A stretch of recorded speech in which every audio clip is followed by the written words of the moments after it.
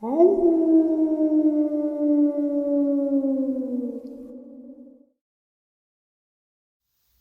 greetings and salutations, everyone. I hope everyone is doing well today, and it is Saturday, family. And that means Saturday Nightmares live from New York, our live stream, 12 a.m. Eastern Standard Time. I hope to see you all there. For those of you who have not attended one of our live streams, it is unlike any other live stream you have ever been to. We have a lot of fun. There's a lot of experiences shared, and it's truly unique and a really good time. Before we get into today's upload, though, a couple quick links. As many of you know, I rely on Patreon, PayPal, channel membership, and the merch to help the channel to continue to grow and go. Links to Patreon, PayPal, and channel membership is in the description below. Merch displayed directly under the video. Also, Dogman Frightening Encounters, Volume 1 through 3, the audiobook versions. They were written and researched by Tom Lyons, narrated and produced by me, Jeff Nadolny. Those audiobooks are available on Audible, Amazon, and iTunes, links to which are also in the description as well.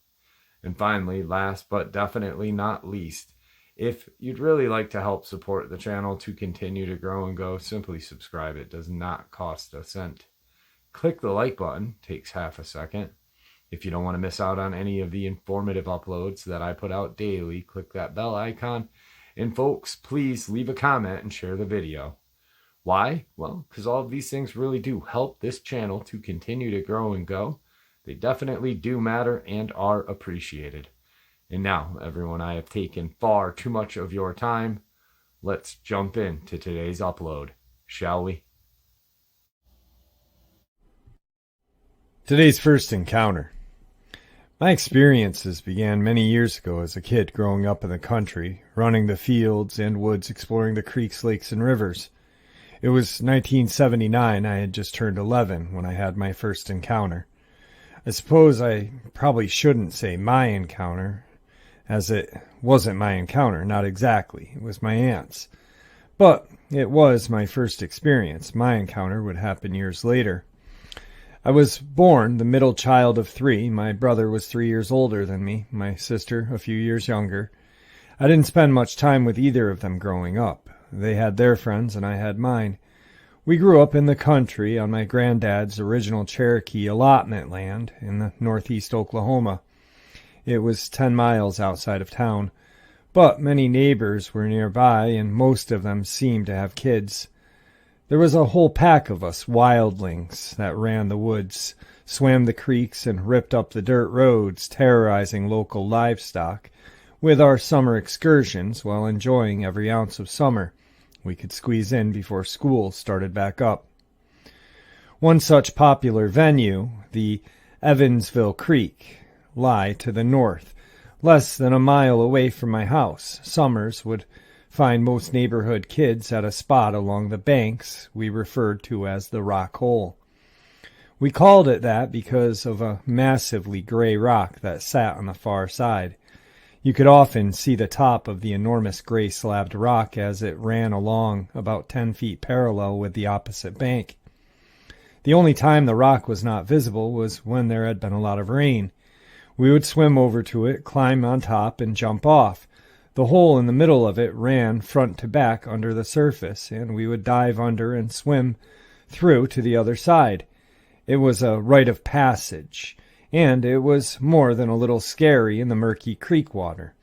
It was our favorite place to be during the scorching hot summer days, and we looked forward to it every year. I hung out a lot with my cousin, who lived nearby. He was my age, and we spent most of our summers together when we were kids, up until his parents bought a farm and built a new house further away. We couldn't wait for school to be out for summer break because we had big plans to get together and camp out at the creek, fish, swim the entire time. It wasn't until we were out of school that we learned that our parents had other plans for us. Our dads were brothers and came from a family of 13. 11 brothers and sisters, 2 girls, 9 boys, and each had kids. All but one, anyway. To say that I had a large family is an understatement. My dad was a master carpenter by trade, and most of my uncles worked in construction. One of my uncles was a heavy equipment operator and ran dozers and backhoes. He had an excavation work along with my cousin Steve. My dad and my uncles could build a house from the ground up, framing to roofing. They did it all. Times were different back then. In those days, men could do just about anything. They had to be self-sufficient. My dad could rebuild an engine, plant and harvest crops, raise livestock, train horses, and hunt and fish like Davy Crockett. They had to be able to do those things just to survive. He was one of the most competent men I had ever known. He was my hero. I can't ever remember a time that he ever missed a day of work. He was old school. No matter how he felt, he got up every day and went to work. He had no choice. There were times when I knew he didn't feel well or had suffered some kind of injury, but he still managed to drag himself to work that day. He didn't have health care other than the Indian hospital, and he hated to go. That meant time he missed work.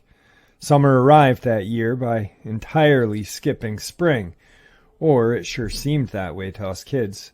One day it was 60 degrees, the next it was in the 90s. My big plan to spend much of the time with my cousin, as I could at the creek, fell by the wayside the first morning of summer vacay. Our small two-bedroom house was light green with a dark brown roof that faced east. When my dad started building it, I was only 3 or 4 years old, and we had just moved back to Kansas City.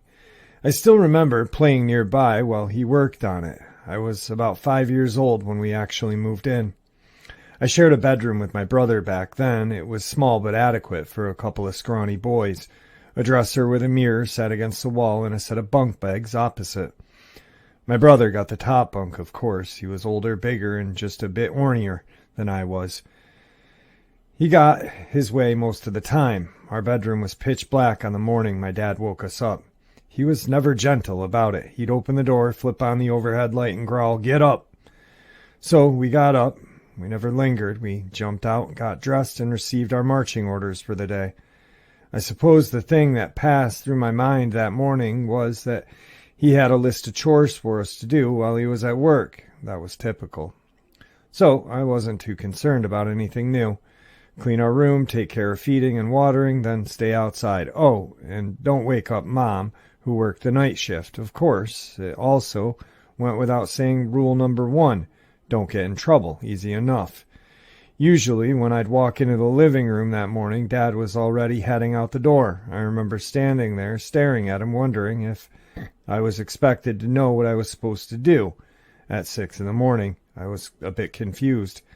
Maybe he thought we still had school and was making sure we didn't miss the bus. I was surprised when he said, "Let's go."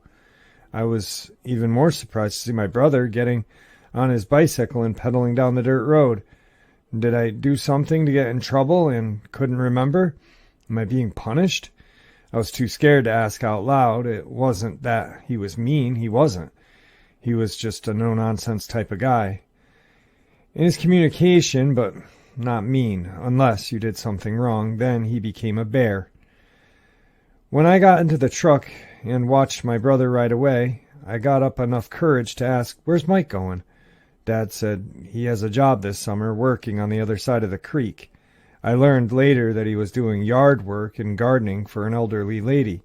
"You're going to help me with a job site."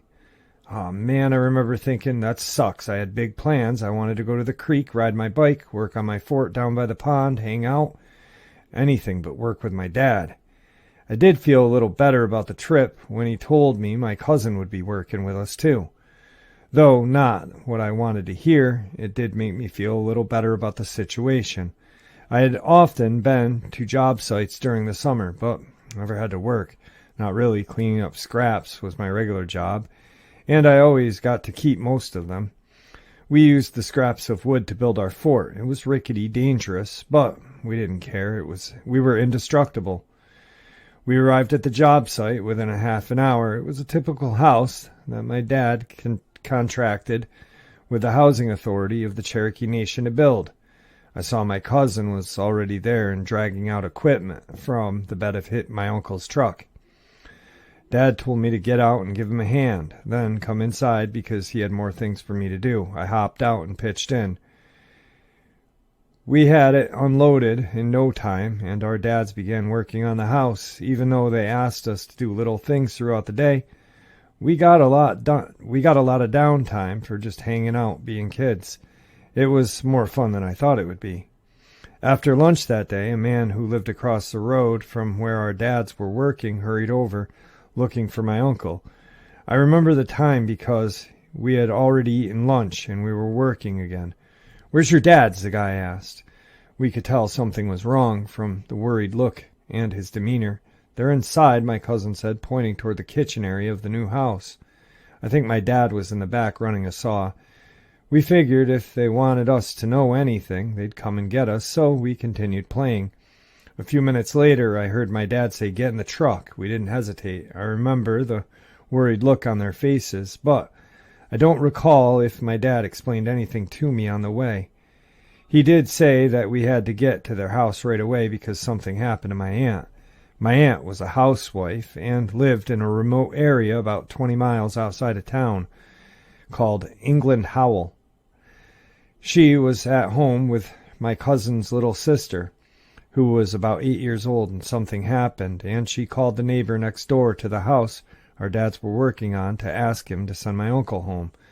This was in the late 70s, so there was no cell phones.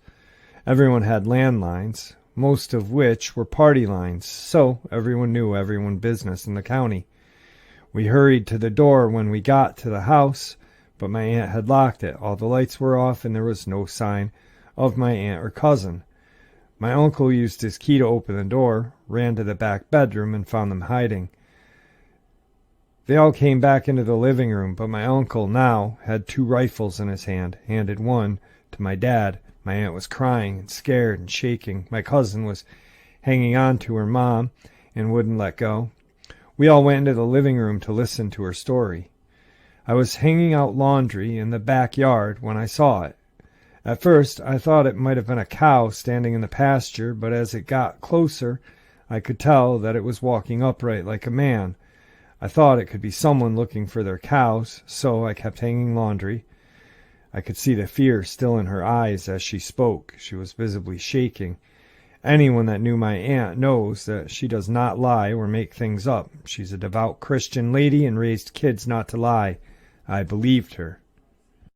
I'd look up and it would be a little closer, like it was watching me. That made me nervous, but I wasn't afraid. It was still quite a ways off, so I couldn't make out any features. She swallowed hard and gasped for air. Just listening to her made me a little scared because she kept looking out of the window like it might be lurking outside, whatever it was. I reached into the laundry basket, hung another shirt on the line, and noticed that it was not there anymore. I looked around the pasture and didn't see it. Then I heard a terrible racket coming from the barn. I've never heard anything like it before. I turned and looked, thinking someone was stealing a chicken or something. I still do not believe what I saw.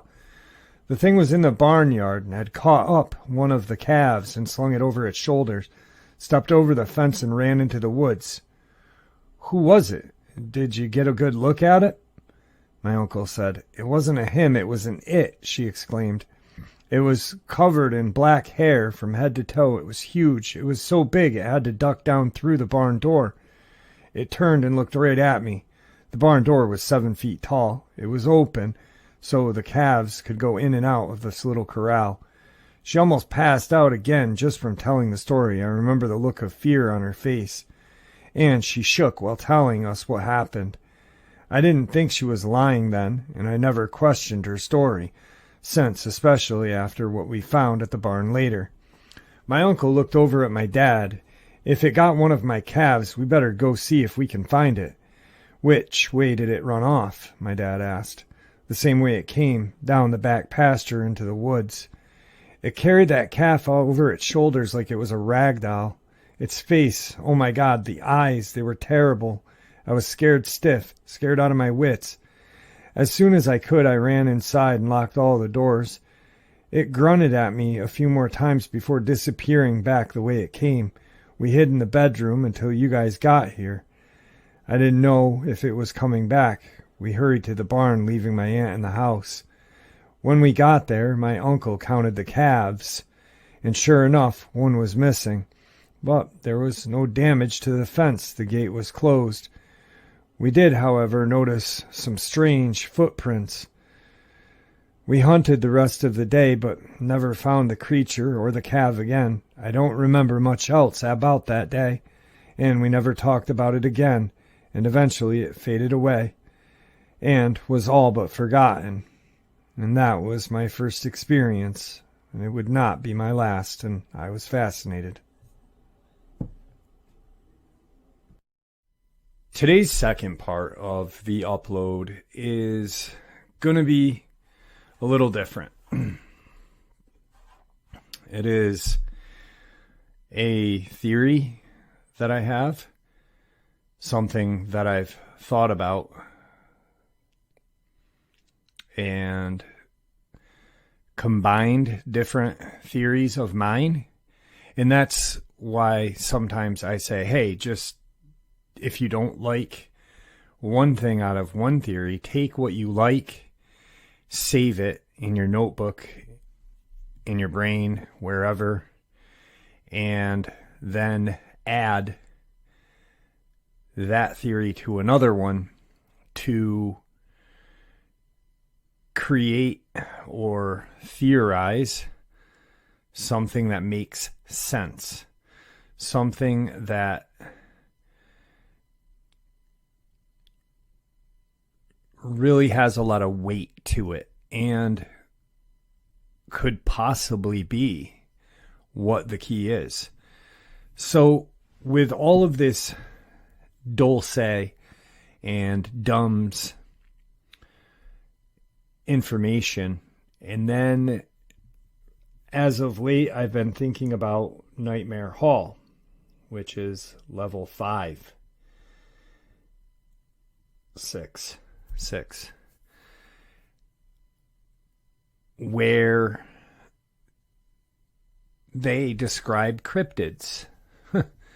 They describe crawlers. They've described insectoids, bat-like creatures, dogmen, large hominids like Bigfoot, strange mimics.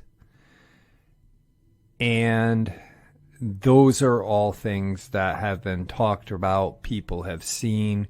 We don't know where they come from, yet there's a level in these underground bases that contain them. And then we get people who work for private organizations that are hired by government or government employees that not only come to my channel, but others. I can count numerous other channels that have had so-called government agents or contractors or whatever who have claimed to have fought in these creatures. And it's almost like they want to contain the problem. Now, I was talking to my oldest daughter a couple of days ago about the SPC. SCP, excuse me. Secure, Contain, Protect. Now, we have talked about these movies and TV shows and stories like creepypastas and other things like that that just are very similar to what we are hearing from real people. Who's to say there isn't some sort of organization like Victor worked for that really hunts these creatures and brings them back to an underground base? just a theory. But then I started looking through that email that I got with all of the information on Dulce and other very strange things. And I tried to email this person back, and the email address is no longer available. It's just gone. So I'm pretty sure that whatever this person sent me is 100% true, because every time I share it on the channel, and then I look into more things, it's pretty mind-blowing how accurate it is. This may be the proof, and may be what we need to, not need, but this may be the proof that the government may not have created these things, but they contain them. And then when they get loose, they hunt them. It's pretty scary. But check this out. February through March 1991. The Deep Dark Secret at Dulce. Bill Hamilton and Tal Levesque.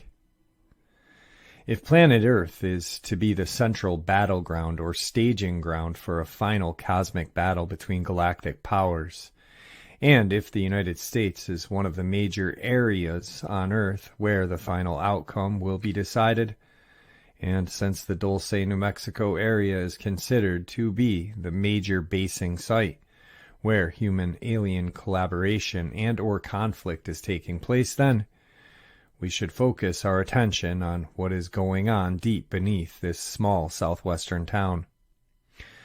More than any other area in the United States, if not the world, this small town has been the epicenter for nearly every form of paranormal activity one can imagine, including UFO sightings, UFO landings, abductions, implantation, human and animal mutilation, PSI warfare studies, secret government/alien interaction, United States constitutional government versus alien agenda conflicts, reptilian sightings, cryptozoological or bioengineering phenomenon. This was the general area where the famous Cabot, half cat, half rabbit, was captured. Underground bases, conspiracy scenarios, alien infiltration, deep cavern phenomenon, super high-tech activity, MIB encounters. In fact, a higher concentration of such activities has been evident in the vicinity of Dulce than any other area in the world, to the point that its inhabitants of this town, for the most part, resigned themselves into acknowledging, although not necessarily accepting, the reality of such activity, whether they like it or not. Bill Hamilton and Tal Levesque take us inside the Hadean-like labyrinths deep within this underground mega-complex through the eyes of those who have actually been there. Dulce is a sleepy little town in northern New Mexico. Its population is about 900, and it's located 7,000 feet on the Jicarilla Apache Indian Reservation. There is one major motel and just a few stores. It's not a resort town, and it's not bustling with activity. Yet, according to a few outsiders, Dulce harbors a deep, dark secret. That secret is said to be harbored deep below the tangled brush of the Archuleta Mesa. That secret involves a joint government alien biogenetic laboratory designed to carry out bizarre experiments on humans and animals. New Mexican State Police Officer Gabe Valdez was drawn into the mysteries of Dulce when called out to investigate a mutilated cow on the Manuel Gomez Ranch in a pasture 13 miles east of Dulce. Gomez had lost 4 cattle to mutilations between 76 and 78. When a team of investigators, which included Tom Adams, arrived from Paris, Texas to examine the site of the carcass, curious as to how cattle are being selected by the mysterious mutilators. An interesting experiment was conducted on July 5, 1978 by Valdez, Gomez, and retired scientist Howard Burgess. The three penned up about 120 of Gomez's beef cattle and moved them through a squeeze chute under an ultraviolet light.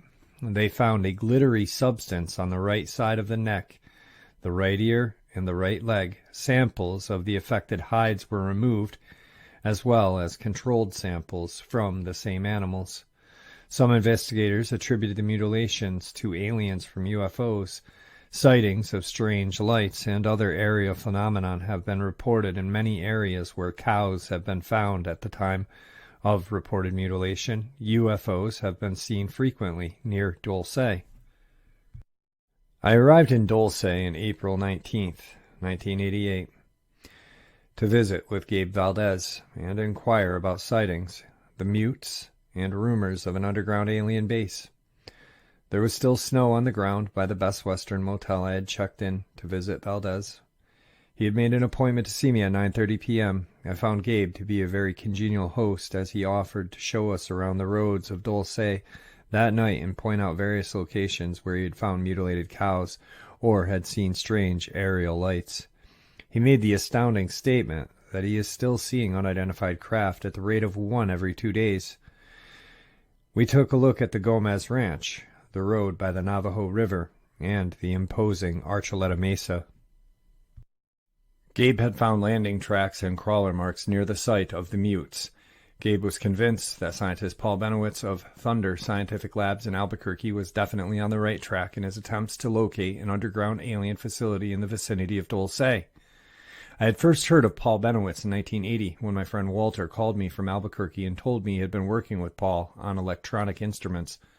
Walter said Paul had not only photographed UFOs, but had established a communication link with their underground base at Dulce.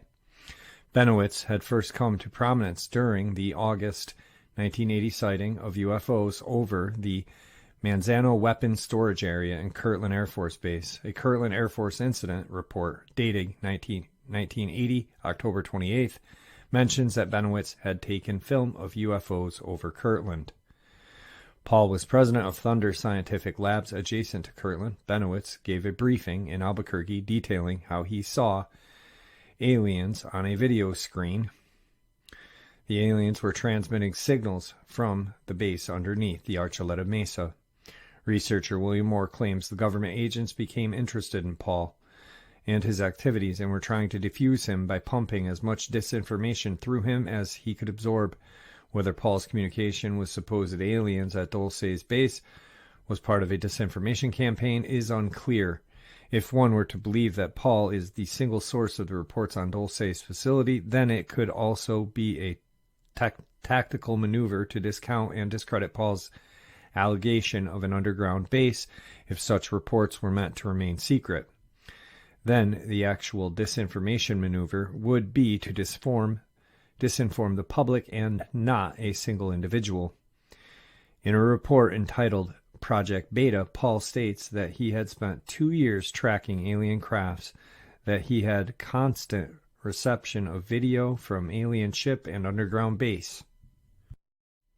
Video screen, that he had established constant direct communications with the aliens using a computer and a form of hexadecimal code with graphics and printout, and claims to have used aerial and ground photography to locate the alien ship launch ports and charged beam weapons.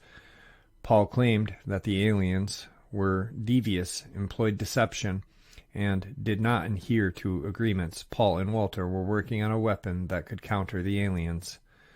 Quotes, "Some will think at this point that we have crossed over from the land of the clear thinking concerning anomalous phenomenon to the land of science fiction, but let us remember that bizarre phenomenon such as UFO represent may have its roots in a bizarre reality.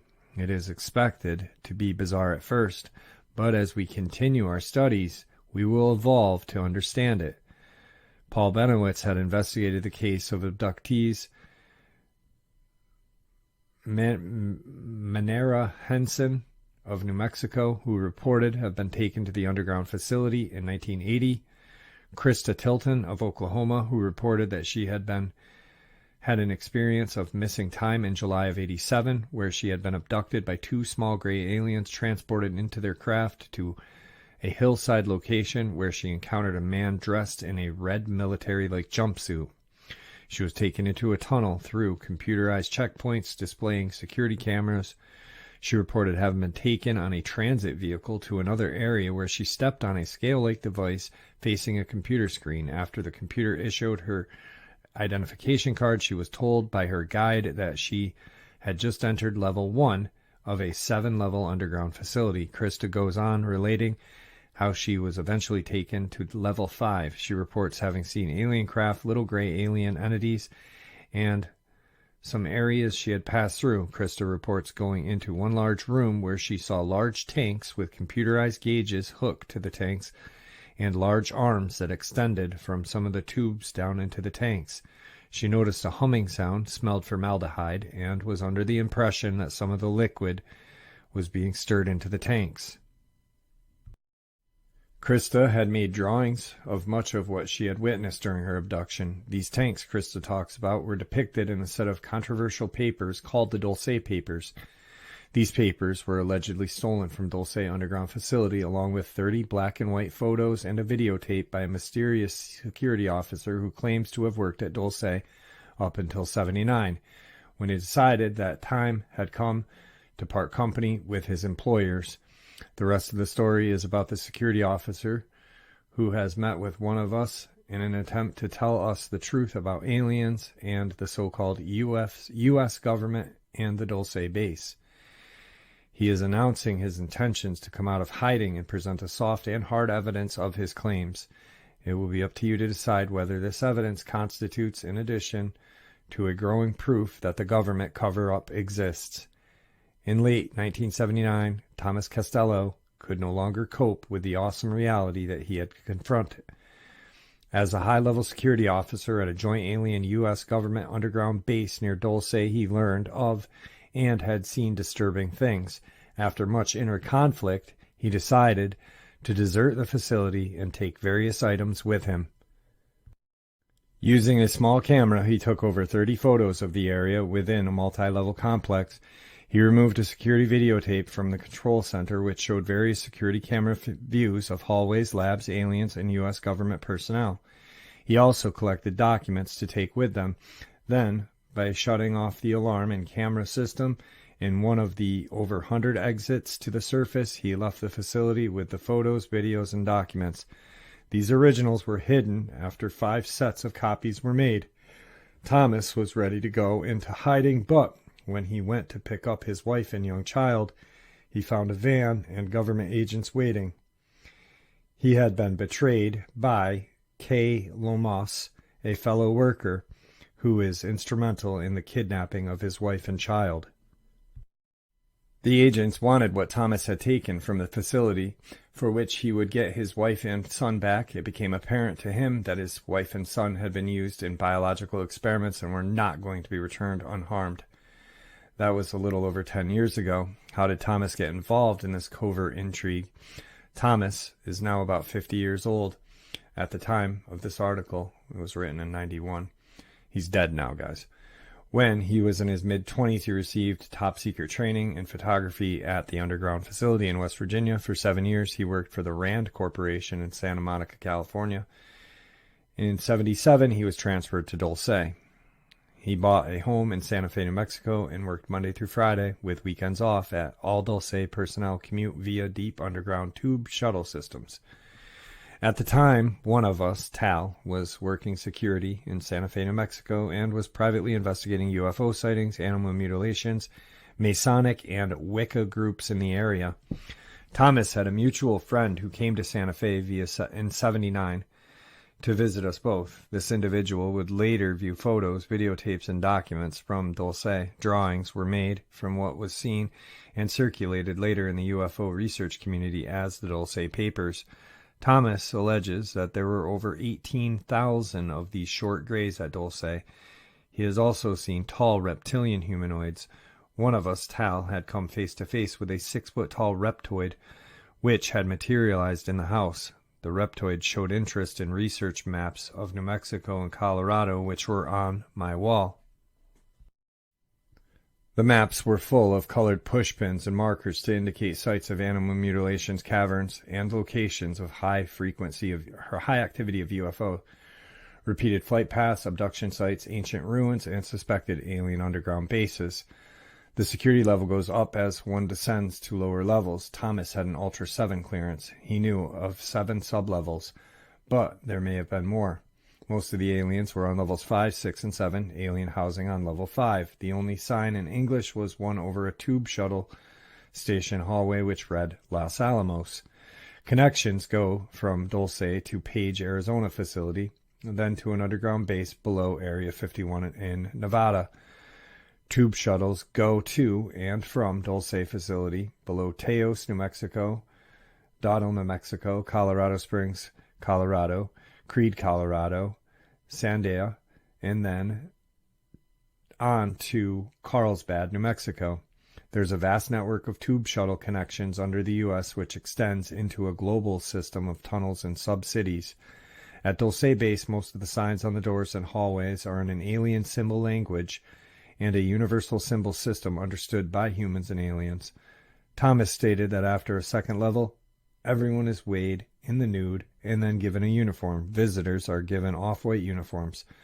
The weight of the person is put on a computer ID card each day. Any change in weight is noted. Any change in over 3 pounds requires a physical exam and x-ray. The uniforms are jumpsuits with a zipper. In front of sensitive areas are scales built into the floor and by doorways and the door control panels. An individual places his computer ID card into a slot, then presses a numerical code and buttons. The personnel's card must match with the weight and code or the door will not open. Any discrepancy in weight will summon security. No one is allowed to carry anything into sensitive areas. All supplies are put on a conveyor belt and x-rayed. The same method is used in leaving sensitive areas. All elevators are controlled magnetically, but there is no elevator cables, magnetic system inside the walls of the elevator shaft. There are no normal electrical controls. Everything is controlled by advanced magnetics, including the lighting. There is no regular light bulbs. The tunnels are illuminated by phosphorus units with broad, structureless emission bands. Some deep tunnels use a form of phosphorus pentoxide to temporarily illuminate certain areas. The aliens won't go near those zones for reasons unknown. The studies on level 4 include human aura research as well as all aspects of telepathy, hypnosis, and dreams. Thomas says that they know how to separate the bioplasmic body from the physical body and place an alien entity force matrix within a human body after removing the soul life force matrix of the human. Level 6 is privately called Nightmare Hall. It holds the genetic labs. Here are experiments done on fish, seals, birds, mice that are vastly altered from their original form. There are multi-armed and multi-legged humans in several cages and vats of humanoid bat-like creatures, deceased Mothmen, or those creatures that John Keel refers to in his books, The Mothman Prophecies, up to 7 feet tall. The aliens have taught the humans a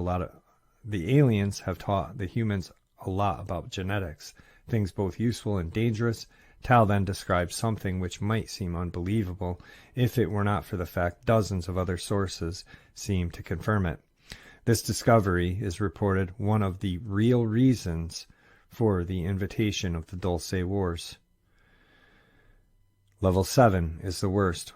Row after row of thousands of human mixture remains in cold storage. Here too are embryos of humanoids in various stages of development. Also, many human children remain in storage vats. Who are or were these people? People who worked in the labs, abductees taken to the base, people who assisted in construction, intelligent personnel, NSA, CIA, and UFO inner-Earth researchers.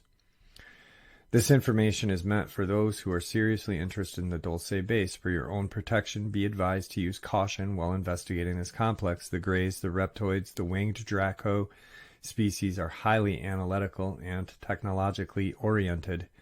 They have had ancient conflicts with the humans and may be staging here for future conflict. Principal government organizations involved with mapping human genetics, the so-called Genome Project, are the Department of Energy, the National Institute of Health, the National Science Foundation, the Howard Hughes Medical Institute, and, of course, Dulce underground labs run by the DOE. Is the alien and human biotech being used to nurture and serve us, or is it being used to control and dominate us? Why have UFO abductees been used in genetic experiments? It was when Thomas encountered humans in cages on level 7 of the Dulce facility that things finally reached a climax for him. He says, I frequently encountered humans in cages, usually dazed or drugged, but sometimes they cried and begged for help. We were told they were hopelessly insane and involved in high-risk drug tests to cure insanity. We were told never to speak to them at all. At the beginning, we believed the story. Finally, in 1978, a small group of workers discovered the truth. That began the Dulce Wars. We may find it hard and impalpable to digest or even believe Thomas's story, and why should we even give it a hearing at all? Probably for no other reason than the fact that many others are coming out and telling bizarre stories, and the fact that there may be a terrible truth hidden behind the continuing phenomenon of UFO sightings, abductions, and animal mutilations. Our government intelligence agencies have had an ongoing watchful eye on all UFO activities for many decades now. This bizarre phenomenon must have a bizarre explanation. We may be only one outpost in a vast interstellar drama. Recently, researcher John Anderson went to Dulce, New Mexico to see if there is anything to be reported. He says that he arrived in town coincidentally to see a caravan of cars and McDonnell Douglas mini lab in a van going up a rural road near the town. He followed them to a fenced-in compound where he waited to see further developments. Suddenly, 6 UFOs descended rapidly over the compound, hovered long enough for him to snap one picture, then shot up and out of sight. When later stopped in a store to tell the owner of the UFO photo he had taken, the store owner listened, revealed how he had been a victim, cattle rancher, and cattle mutes. Their conversation was interrupted by a phone call, after which the store owner told John to leave at once, then closed the store after John went to his car. John then saw a mysterious van drive up to the store. The man got out and went in. John decided to leave Dulce at that moment, but was followed by 2 men in a car as he left town. Even more recently, a research team gone up to the Archuleta Mesa to take sounds under the ground, and preliminary and tentative computer analysis of these soundings seem to indicate deep cavities under the mesa. One source has stated that according to the data received, these cavities extend to the depth of 4,000 feet. Perhaps someday we will discover the deep, dark secret of Dulce. Whatever the future brings, it won't be dull.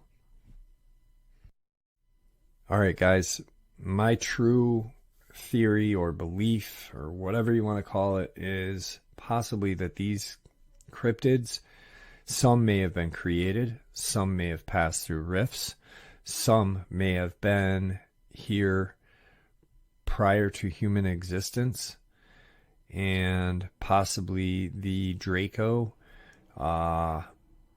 genetically manipulated the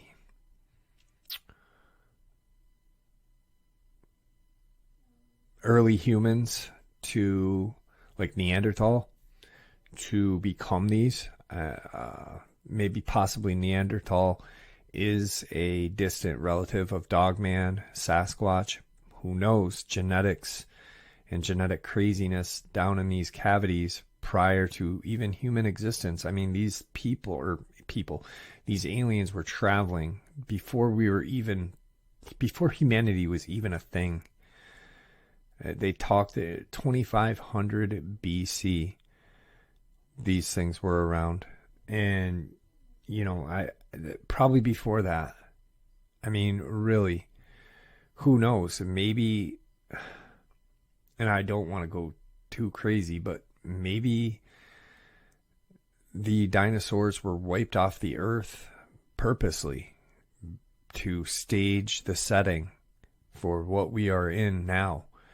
All I know is that these things exist, whether they are created by the human alien biogenetic labs, whether they were here all this time, or whether they came from wherever, a rift portal or the stars.